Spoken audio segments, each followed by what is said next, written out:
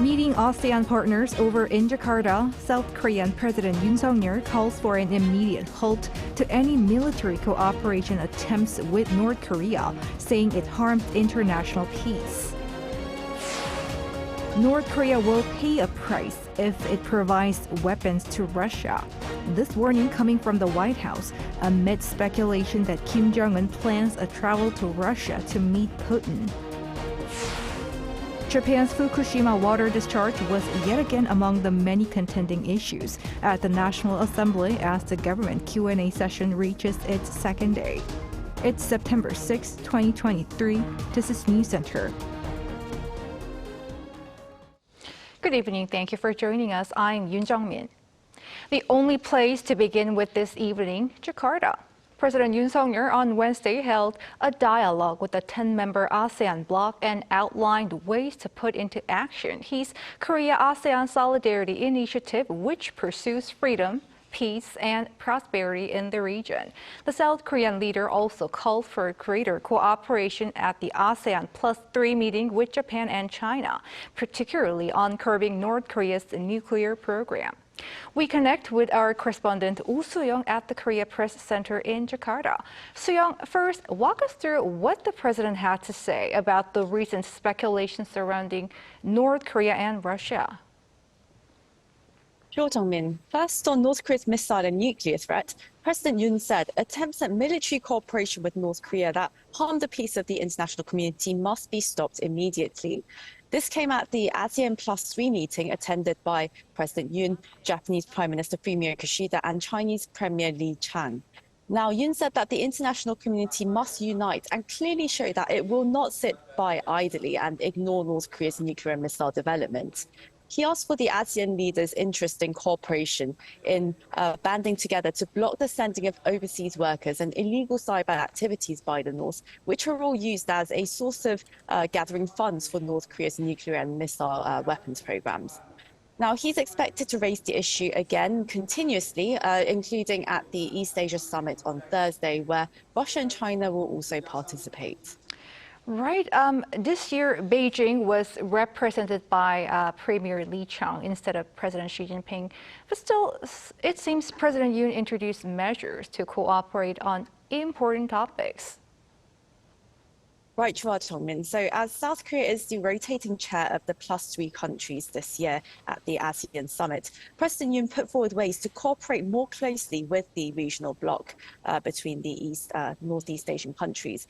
He suggested 3 points: increasing resilience by ramping up rice donations for food security, building an electric vehicle production base in ASEAN, and also increasing supply chain security. On top of that, investing in the future generation by nurturing talents in science. He further called for trilateral efforts between Seoul, Tokyo, and Beijing to ramp up cooperation with ASEAN.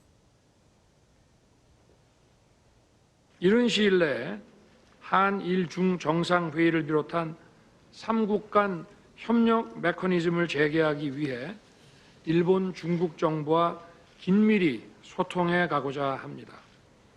최근 한일 관계 개선을 통해 한미일 3국 협력의 새로운 장이 열렸듯이 한국, 일본, 중국 3국 협력의 활성화는 아세안 +3 협력의 새로운 도약을 위한 발판이 될 것입니다.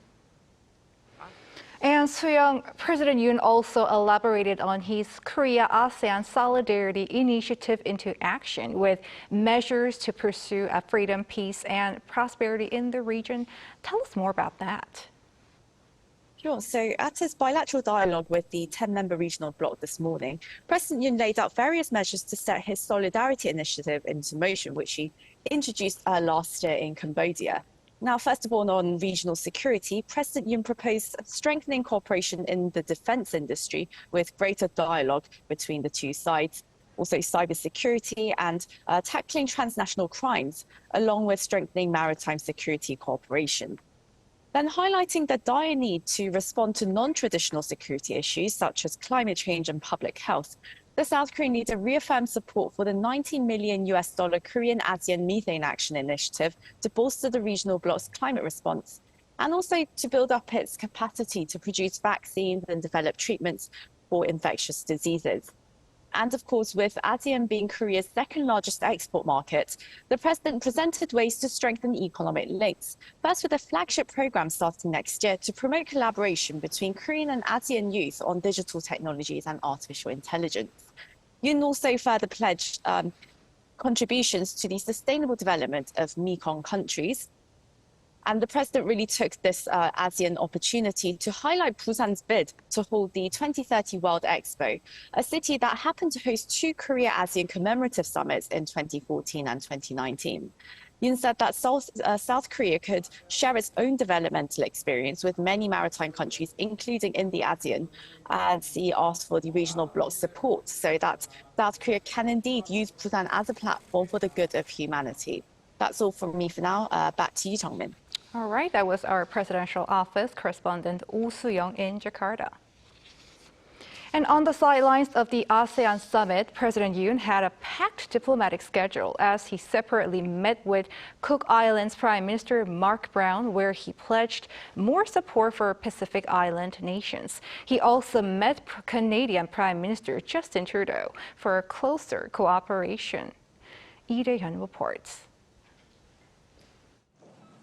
President Yoon Suk-yeol on Wednesday during a summit with Cook Islands Prime Minister Mark Brown pledged that Seoul will increase the size of the Republic of Korea Pacific Islands Forum Cooperation Fund. Yoon also pledged to increase official development assistance for Pacific Island nations to strengthen ties with these countries in responding to climate change, food crisis, and the digital divide issue. He also said that South Korea is currently running a joint project customized to each nation and requested support for South Korea's bid to host a 2030 World Expo in Busan. The two leaders met on the sidelines of annual summits involving the Association of Southeast Asian Nations in Jakarta, Indonesia, where they exchanged thoughts on developing bilateral relations.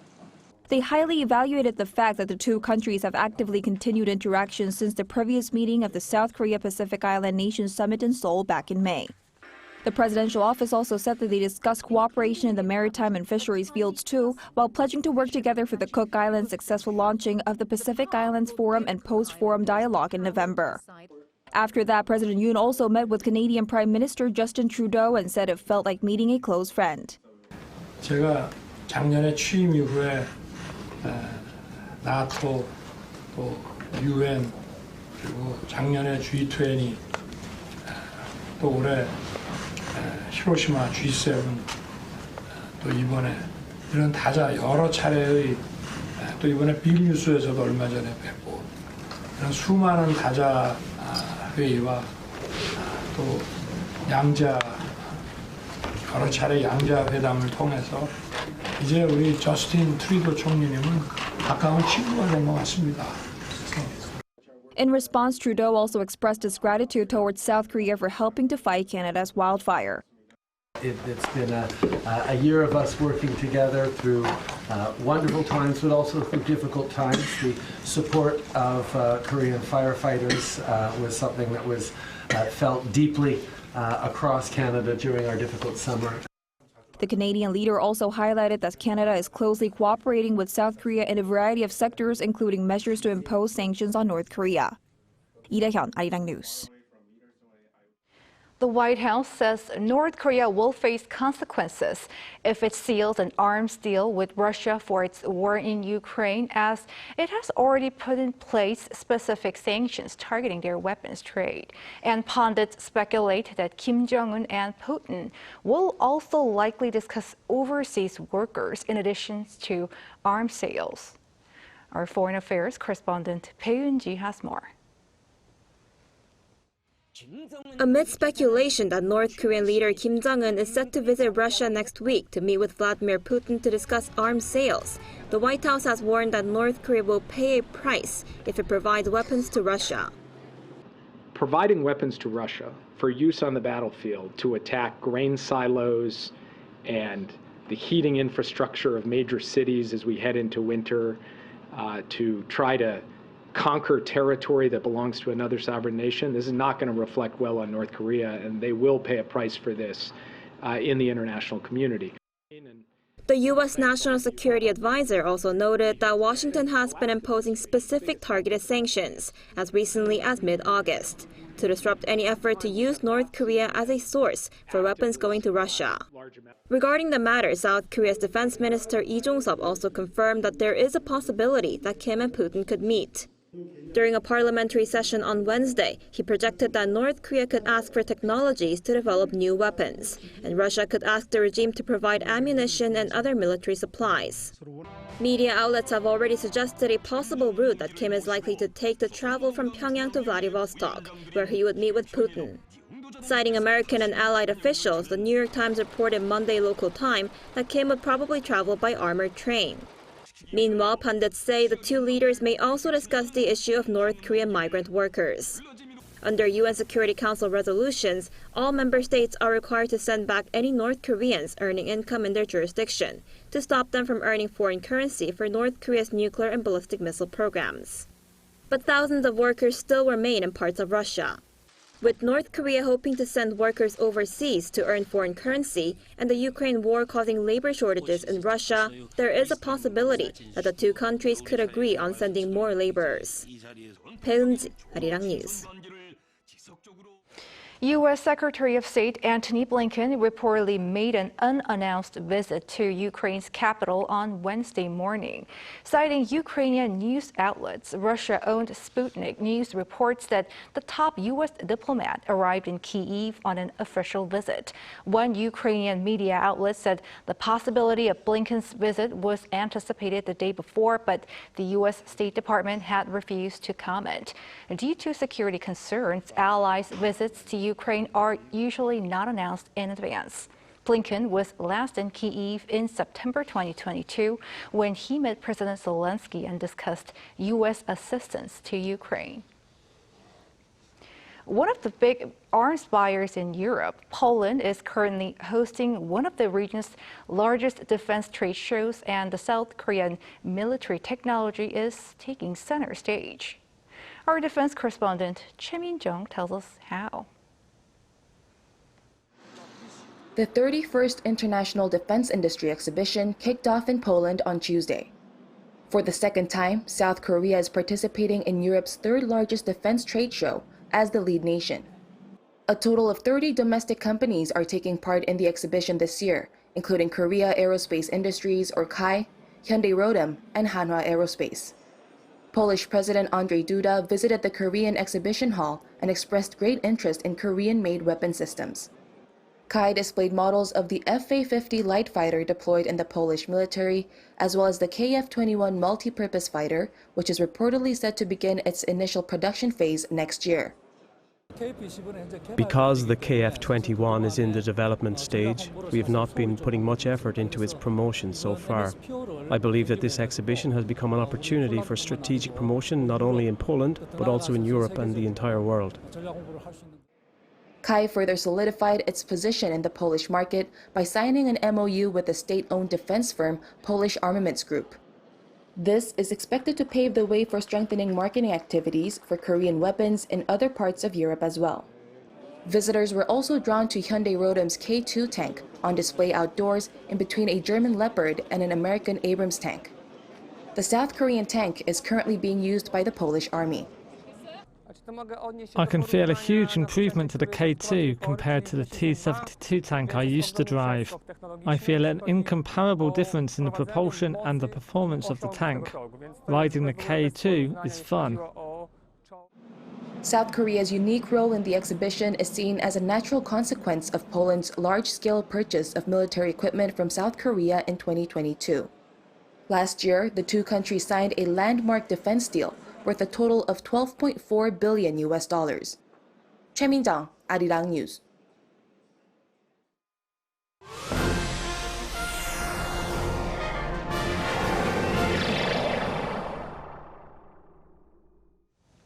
On this second day of the government Q&A session at the National Assembly, both ruling and opposition parties continue to grill ministers and officials regarding the response to the Fukushima wastewater discharge, among other key topics. Our National Assembly correspondent Kim Jong-sil reports. The second day of government questioning began once again with lawmakers demanding its views on the release of Fukushima wastewater. Does the Prime Minister believe that the discharge of Fukushima treated wastewater has violated the sovereignty of Korea? What you just said has nothing to do with our sovereignty. What's important is that we continue to work with the international community to monitor and surveil the safety of the wastewater discharge in order to protect public health and safety. The main opposition party reiterated this line of questioning on the discharge. South Korean Navy ships use a freshwater generator when they are at sea to remove salt from seawater and make it drinkable. However, the generator cannot filter out radioactive substances. So if someone drinks that water, they would be drinking radioactive water. We'll be conducting tests in 200 locations in Korean waters regarding the discharge. We're even considering conducting tests in the East Sea outside Japanese waters. None of the 52 million Korean people will understand what you said about our naval sailors drinking contaminated radioactive water. Other questions followed on diplomatic issues and inter-Korean relations. Unification Minister Kim Yong-ho was asked what he thought was the best way to secure peace on the Korean peninsula. In order to achieve the true meaning of peace on the Korean peninsula, the North Korean nuclear issue must be resolved as an utmost priority. Until North Korea comes forward for dialogue, I think it's important to establish a strong nuclear deterrent system in cooperation with the U.S. The interpellation will continue until Friday, with Thursday's session focusing on issues related to the economy. And it's likely the remaining Q&A sessions will also be fierce. Kim Jung-sil, Arirang News. The first domestic case of the newly designated coronavirus variant called Pirola has been reported. Experts say it's a highly mutated variant and there's an increased possibility of widespread transmission. Or Lee Si-hoo with more. South Korea on Wednesday reported the first case of the new highly mutated BA.286 COVID-19 variant dubbed Pirola. The Central Disease Control Headquarters announced that a person was confirmed to be infected on August 31st. It's presumed the patient was infected locally as they have no history of overseas travel. The patient is in good condition and so far there have been no additional infections due to them being in contact with other people. Pirola has captured the world's attention as it has more than 30 mutations on its spike protein compared with its closest ancestor BA.2. The spike protein plays a critical role during coronavirus infection and it's a part of the virus that vaccines aim to neutralize. While we don't know all the details yet, what we do know does raise the possibility that this new variant could potentially evade current immunity to increase transmission, for example. And it could also potentially be of higher severity than variants that we've seen lately. Over 30 cases of the variant have been confirmed around the world as of Monday. Meanwhile, the government announced also on Wednesday that it's expanding the size and scope of its COVID-19 vaccine side effects compensation. The ruling People Power Party and the administration said they will pay up to 30 million won, or some $22,000 to families whose loved ones died within 90 days of vaccination and whose cause of death has not been confirmed by an autopsy. At present, up to 10 million won is paid to families of those who died within 42 days. In addition, more research on vaccine safety will be conducted and increased funding for medical equipment will be allocated. Lee Si-hoo, Arirang News.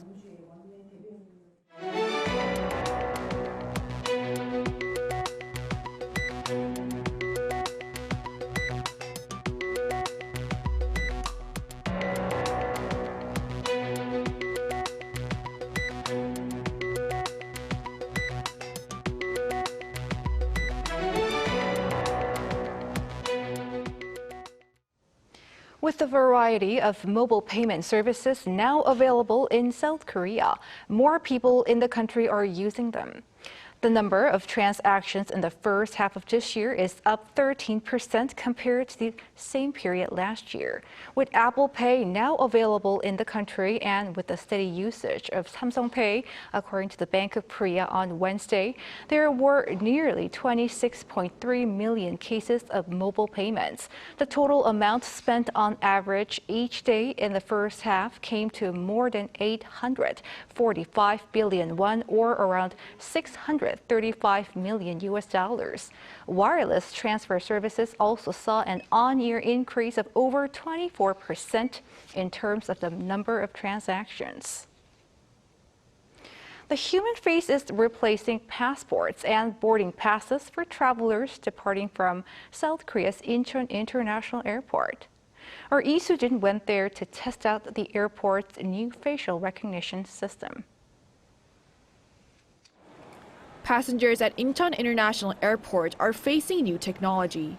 The new Smart Pass service at the country's largest airport streamlines the passenger identification process by using facial recognition technology. Passengers no longer need to take out their passports and boarding passes at departure halls and boarding gates. All they need is their face. Both foreign and South Korean nationals aged 7 and above can register for the new service with 2 ways to opt in. One way is by downloading the Smart Pass mobile app and registering by scanning your passport and face. While airports in other countries have already implemented similar facial recognition systems, the one at Incheon Airport is the only one where users can register on mobile apps. Passengers can also register on site at self-check-in kiosks. Just like the mobile app, all you have to do is scan your passport and register your facial biometrics 30 minutes before you need to use the service. The mobile app and the self-check-in kiosks are both available in English, Korean, Japanese, and Chinese. Your facial identification data is also valid for 5 years. And now you can simply walk up to the camera and go through right away without needing to show anyone your passport or your boarding pass. So far, people from 46 different countries have registered, according to an airport official. It has also been well received by passengers since it was first introduced in late July during the peak summer holiday season. And you don't need a lot of people manning it, and it's all very automated. You just check in and then you're kind of done. Before we used to wait a long time, but the identification process is a lot more convenient and faster, which is why I decided to sign up for this service. Incheon Airport officials say that it'll also enhance security as human biometrics are impossible to duplicate. And it's being done without compromising passengers' privacy. We regularly delete private passenger information according to related laws. The airport is looking to expand the service, which is currently available at all 6 departure halls and 16 boarding gates, so that it can also be used at all gates by April 2025. Lee Soo-jin, Arirang News. The Cultural Heritage Administration put on display for the first time on Wednesday a lacquer-ware box with inlaid mother-of-pearl that was repatriated from Japan in July. The lacquered box had been in a private collector's storage unit in Japan for over 100 years and is assumed to have been made during the Goryeo dynasty in the 13th century. The artifact has significant meaning as it is representative of the Goryeo era's mother-of-pearl designs, is well preserved, and its existence was unknown to academia until its recent repatriation. Around the world, there are less than 20 examples of such Goryeo dynasty era lacquer-ware boxes with inlaid mother-of-pearl. This new addition means that 4 of them are now here in South Korea.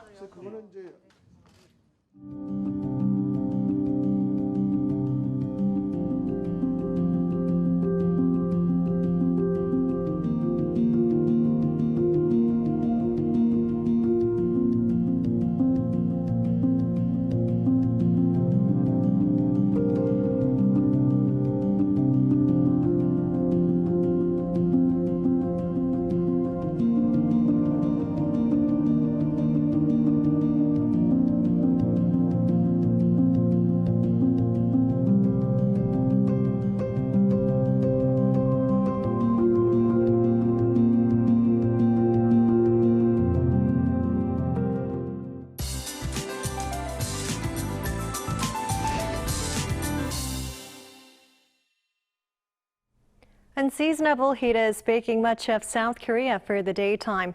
The dominant high-pressure system is bringing temperatures close to what we see in July and delaying the arrival of fall.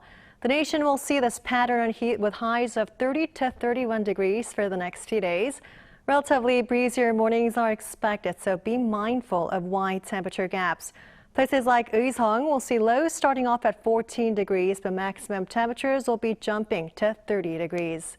Conditions are especially warm for western regions. Heat wave advisories are in place for the Seoul metropolitan area and parts of Jeollado provinces.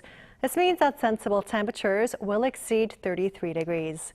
And for the East Coast, violent winds are in store until this Friday.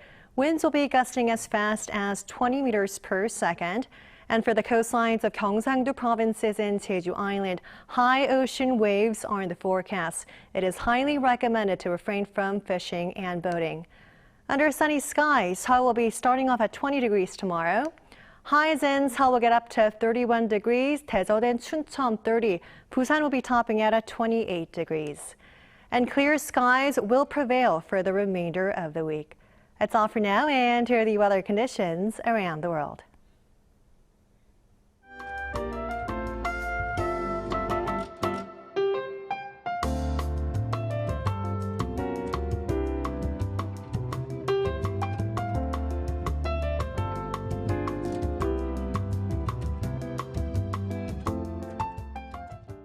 That is News Center for tonight. Thank you for watching. A panel session is coming up.